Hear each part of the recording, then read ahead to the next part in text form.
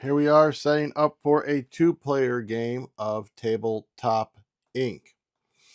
So you're going to make it look similar like this. I'm going to kind of go over it briefly. You're going to shuffle up these cards and deal them out. You're going to shuffle up those cards, deal them out. So specialists, freelancers, you're going to have your boxes. If you want to separate them like that, we leave the lids on. Just have the person choose that. If you want to separate the lids and the bottoms, more power to you. You do you.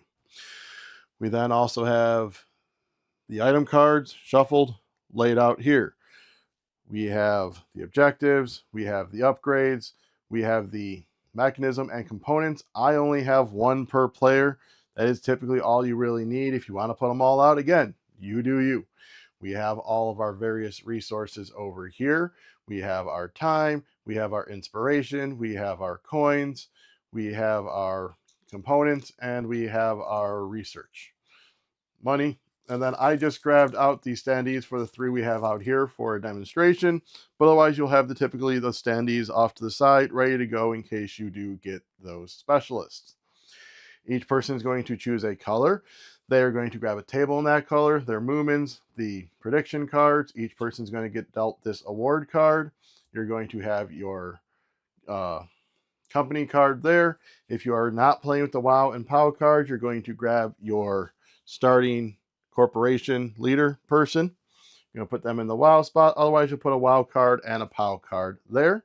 Each person is also going to get this double-sided player aid. They're then going to put their token up on the 0 spot. Finally, you do have your little calyx thing here. I'm not going to bring in and turn it really too much, but you can kind of see you're going to put your award 1 token, 2 tokens, and then if you have the cool little metal things there, otherwise you'll put your 3 award tokens on the top level, or vice versa. You do you. Last thing you're going to do is you're going to take the time marker and you're going to put it on the spot based on player count. So you have your 2-player coming around, 3-player, 4, 5, and 6 players all the way up there. If you want a longer game, they have details about that in the player book. You basically push it back and that adjusts the game length. And then you have your markers up there. Last person to win a board game is the first player. Then in clockwise order, if there's a second player, they take $1. If there's a third player, they take 2, and the fourth player starts with a victory point. Fifth player starts with 1 victory point and $1, and the sixth player is 1 victory point and $2. The game is going to be going around the table in a clockwise fashion, with players putting out their workers on various spots until the time tracker gets to the 0 spot, in which case that person will gain 5 points, and then every other player will get 1 final turn. So as I said, the basics is putting it on a spot. So I'm going to go over the red section, then the green, then the blue. One thing to know when you're placing your workers on the board is if it's just a white spot, you're fine. You put your worker there. If there's something depicted there, you get that resource. If it's these yellow spots, they have hazard pay. So in this instance, you would need to pay 2 research in order to go there. Finally, you have these other colored spots that have 4+ in it. Those are only available in a 4+ player game. The other thing to note is when there is a display of cards such as these, the farthest right is always free. If you want to grab any others, you are going to need to be able to drop a resource on cards you skip. And then if you take a card that has resources, you are going to put those resources into your tableau, area, supply, what have you. So this first section is you would go here. You would get any bonus that's depicted there. You would then grab one of these cards. So when you grab the card, you'll notice a couple of different things with them. So if you look up close right here, you're going to see that they have an icon here. This is going to come into play when we talk about game design. They're going to have a power up here, and then they're going to be showing an action right down here. This is when you're going to take this action, you do not have to pay hazard pay as long as you use this worker. Because when you place this person out, you're going to grab their standee and then there'll be an extra worker that you are able to deploy. So whenever you deploy them to that specific action, you don't have to pay hazard pay, and then you'll be paying 1 less with the cards. That is their special ability, again, when you use this worker. But when you grab one of these workers, they go to your hand. They do not go to your table yet. You would then slide down and refill. This is very similar. You will again take one of these workers. Now for these These freelancers, you're going to look, again, adding for game design. They're going to be giving you end game points, and they give you a special spot that only you can put your Muman. Again, when they get put at the table, they do not readily go to the table. They instead go to your hand. Right down here is how you will put them at your table. So you will go here. You will look at your table and see where there's a spot. You will then take one of them and place them at the designated spot.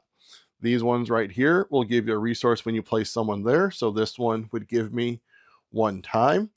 That gives me a die, a money, and an inspiration. You are not allowed to replace them, and you can't put them on top of each other, etc. Next up, you have the upgrade. So it gives you $1. You're then going to grab 3 upgrade cards, look at them, and choose one to keep. Looking at your upgrade cards, you have the cost down here in the bottom. So this costs 1, this costs 3, this costs 2. You have how it is going to make your player better. And then you have a resource here that you will get when you place it on one of your people. So let's just go ahead and say I grab this one. These other 2 go to the bottom of the deck. This then will be in your hand for you to play when you are ready.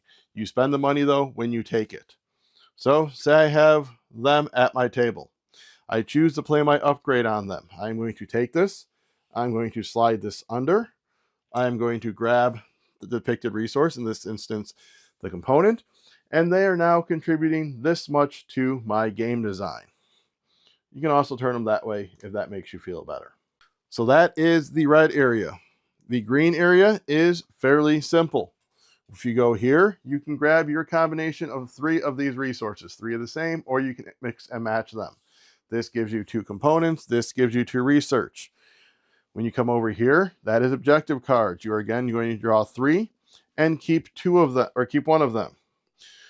When you look at them, you're going to see that they're going to want a requirement. You're going to need to have this requirement at the end of the game, or you're going to lose points. So if I do not have 4 research tokens in my supply at the end of the game, I'll lose 1 point.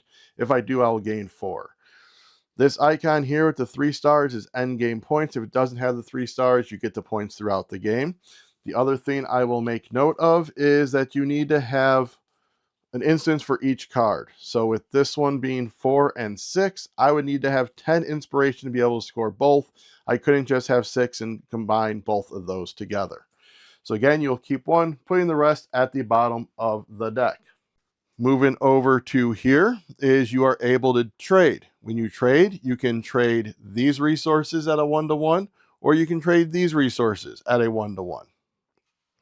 This instance, as many people as they want can go there, and you guys just can grab one of the things, a point, a time, a money, or an inspiration. Finally, you have the item cards down here. Again, if you go down here, the first card is free. If you want to drop resources on it, you can go ahead and grab some. So there's a few different icons on here. The rest are covered in the rule book if you're interested, but I'm just going to go over a couple really quick. If you get this card, this is an always available. You're going to have that in your area, and that's going to add to your game design. This is going to be 2 points when you choose to play it, and this one will be that you can go ahead and do this action, the freelancer action, and then immediately do the play at the table action. That is your green section. Finally, we get into the blue section. This is where you are going to be doing your game design. So when you go to your game design up here, you have your option that you can go ahead and buy either mechanics or camera components, whatever. I said it earlier. So you can get either one of those. If you're going to look here, it shows that for this one, you need to do the research. For this one, you need to do the components. And that's going to be equal to the number that you have on your people. So if we go ahead and look down here at our people, so we're going to look, so your first one starts with 1 in each level. Then this one would give me one more there. So I could have 1, 2, 3, which means I would need to spend 3 magnifying glasses, and then I would take the 3 of this token right here. Alternatively, I would look at instead, if I wanted to do the mechanisms, I would be spending my dice, and I'd be looking at the gear. So that'd be 1, 2, 3, 4. I could buy 4 gear. This spot down here is getting a box. This is going to take your inspiration tokens. So this, again, you're going to look at your people. So I have a 1 in the box and a 1 in a box, so I can buy a level 2 box. I'm going to grab a level 2 box. If it doesn't have a lid, I am going to grab a lid. Otherwise, I'm going to open it up. I am then going to place it in the middle of my table. As I get the mechanisms and whatnot, I am going to be placing them in the box, ready to publish, which is our next action, publishing a game. When you publish a game, it needs to have a box, a component, and a mechanism. And then if it's published, you're just simply going to close it up and have it published off to the side. One that I do want to go back here is upgrade. When you go to upgrade, you can basically upgrade one of these tokens up 1 level. It doesn't matter if you have the skill level required, you just upgrade it up to that level. The final action in the blue is publish or to put up for an award. So this is where your award card comes in. When you look at your reward card, you're going to see to do a level 1, you need to have a level 1 box, a level 2, and a level 2. So that is what needs to be inside this game. Next up is a 3, 1, and 3, and a 4, 3, and 3. So if we pretend that this one does satisfy our level 1, we are going to go ahead and look at our award bookcase. We are going to grab the level 1 trophy, and we are going to slide it onto the bookcase thusly. We now have this level 1 award, which at the end of the game is going to be worth 11 points. Besides placing out Mumans on your turn, the other thing you can do on your turn is return your workers. You need to have at least 1 worker on the board to do this, and if all of your workers on the board, you must do this. When you return your workers, you are going to collect your workers from the board. So in this instance, I collected 4. You are then going to move the time track as many workers as you brought back. So it'd be 1, 2, 3, 4.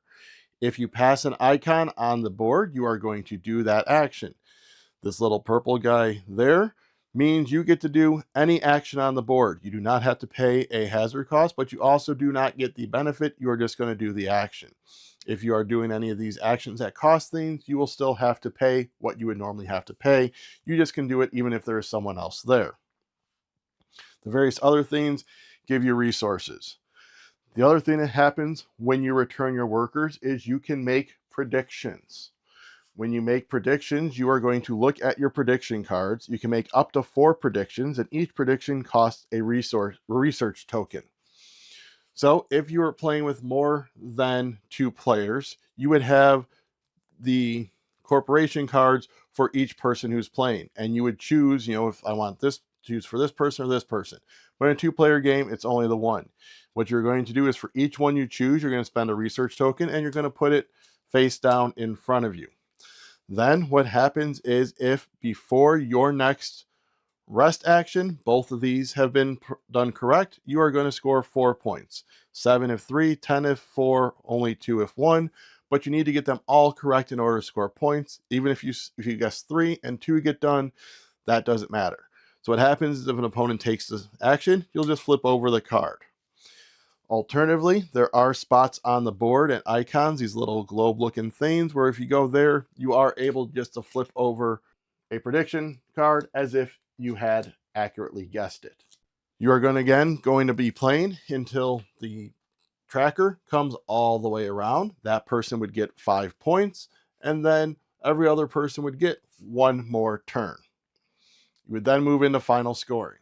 For final scoring, you are going to score any published games. Their value is going to be worth the box plus all of the tokens inside of it. Unpublished games are going to be worth all of that, divided by 2, rounded down. Correction, rounded up. You are going to score for your objective cards. You are going to score points for any freelancer cards you might have. You're going to be scoring your awards based on which award tokens you got and how much they are worth on your card right there. And then highest score wins. Tiebreaker is whoever is furthest away from the first player. So that is the basics on how to play Tabletop Inc. There might be a couple other small little rules that you can discover on your own, but that is the basics of getting you started in the game. I hope you enjoyed that. I hope maybe you've checked out our unboxing that I'll link up above right now. Also, if you want to go ahead and hit like, subscribe, comment, share, and ring the bell down below. Maybe let me know what your favorite game is, seeing as this is a game about making games. Also down there is where you can go ahead and join the channel to see videos early. You can go ahead and join our Patreon or hit up our Ko-fi, or you can even hit up our Miniature Market affiliate link down below to search for and buy board games. When you use that link, we do get a portion of those sales. Alrighty, game on.